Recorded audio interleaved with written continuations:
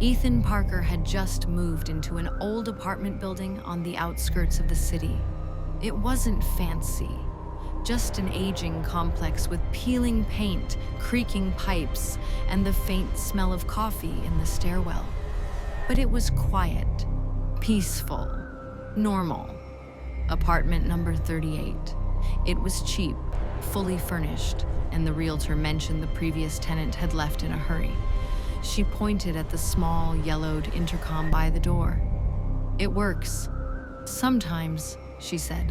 "We just never removed it." Ethan shrugged it off. The first few weeks were fine.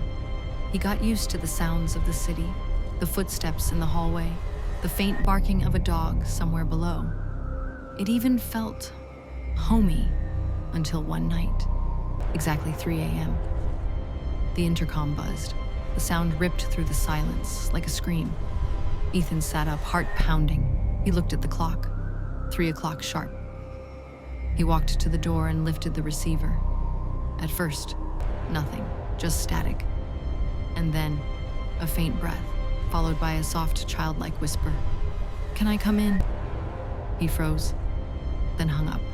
He didn't sleep the rest of the night. The next night, again. Same time, same whisper, only closer, more insistent. "I'm right here. Please let me in." Ethan yanked the cord from the wall, but at 3 a.m., the intercom buzzed again, even though it wasn't plugged in. He stopped sleeping well after that. Sometimes he heard footsteps outside his door.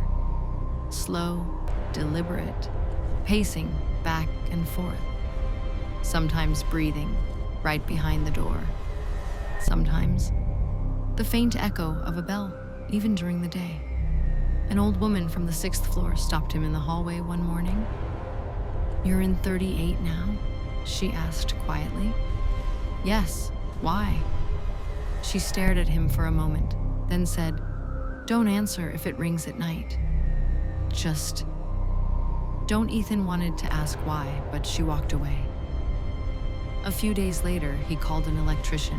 The man checked the wiring, frowned, and said, "That's strange. This model hasn't been connected to the building system in over 10 years. Ethan blinked. "But it rings every night." The man shook his head. "Then it's not ringing from here." That night, Ethan ripped the intercom off the wall and threw it in the dumpster outside. At exactly 3 a.m., he woke up. The intercom was ringing again. But this time, the sound came from inside the apartment. He froze in bed. Then he heard it. Slow footsteps, dragging across the floor, coming from the hallway. And the voice, right behind the bedroom door. "You shouldn't have done that, Ethan." He ran to the door, tried to open it, but the handle wouldn't move. Something was holding it from the other side. Then silence.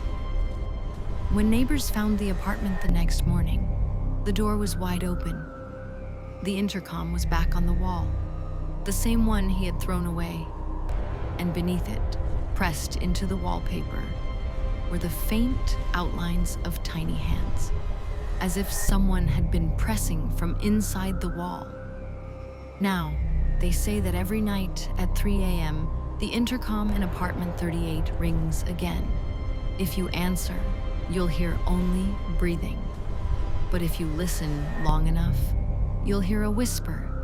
"Can I come in?"